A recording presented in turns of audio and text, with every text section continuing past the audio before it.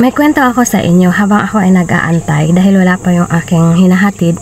So may kwento ako sa inyo. So na-realize ko talaga na dito sa mundo ay iilan na lang talaga yung mga kapwa natin ang may puso, maawain.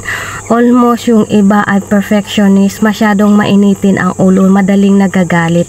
Kaya ako nasabi ito dahil kahapon nasa Paranaque, may kinuha ako. Dahil yung lugar kung saan ako pumunta, hindi ka pwedeng bastang tatawid sa kabilang daan dahil napakahirap, intersection kasi siya. So intersection yung daan, so kung saan yung talagang pinakadulo ng intersection, doon ako pumasok kasi doon yung building na pupuntahan ko. So ang ginawa ko ay bumalik muna ako doon sa daan na yun.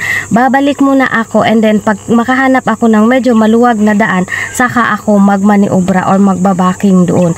And then nakakita ako ng lugar na wala ng sasakyan, merong mga paparating na sasakyan pero malayo pa sila.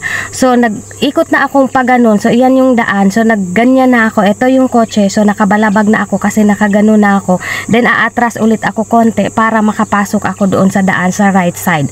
And then ngayon, dumating na yung mga sasakyan, nakabalabag na talaga ako. Nakabalabag na. Magagalit sana sila or wala tayong karapatang magalit sa mga taong mahaba ang pasensya. Wala kang karapatang magalit sa kahit sino sa daan kasi pare-pareho tayong hindi na nagmamay-ari sa daan. And ngayon ang nangyari, dahil nga sa dumating na yung dalawang kotse sa kung saan ako nagmamaniobra, grabe ang busina nila, ang haba-haba, talagang binusinahan ako ng binusinahan pero hindi ako bumabawi ng busina.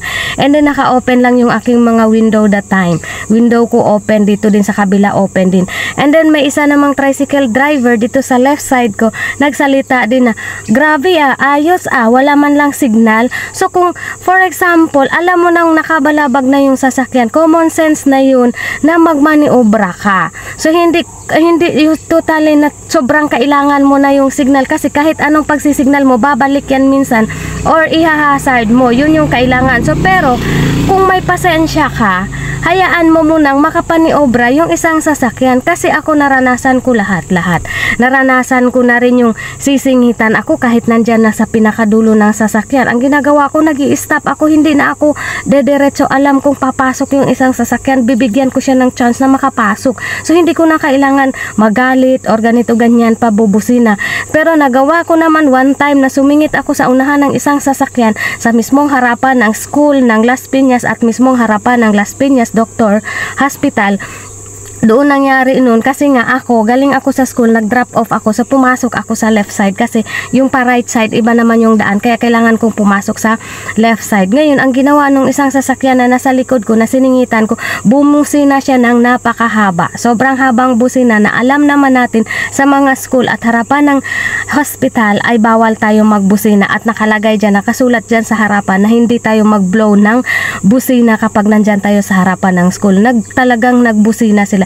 Kaya naikwento ko to dahil sa panahon ngayon kailangan natin kung ano tayo, kung sino tayo, panindigan natin kung isa tayong mabuting tao, panindigan natin ang pagiging mabuting tao natin. Huwag natin patulan ang mga taong ganun ang kanilang mga estado na masyado silang perfectionist, katulad nung tricycle driver na nasa gilid ko, masyado siyang perfectionist na alam naman natin walang perfect sa atin. Tao tayong lahat dito sa ibabaw ng mundo.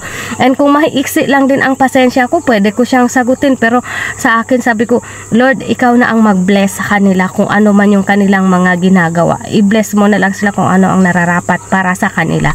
Kaya sa panahon ngayon, kung tayo ay mabuting tao, panindigan natin, ipag-pray natin yung ating pagkatao, ipag-pray natin yung ating sarili na hindi tayo mahulog sa mga ganong sitwasyon na hindi natin sila papatulan. Dahil once na pinatulan natin yun, isipin ko, magiging tama ako kung isipin ko kung papatulan ko sila, pero napakalaking kaguluhan lang at nasasayang yung oras mo dahil wala tayong napapala sa mga gulo na papasukin natin. Yun yung aking maisa-share for today. Panatilihin natin yung ating pagiging mabuting tao sa kahit sino, kahit saan tayo.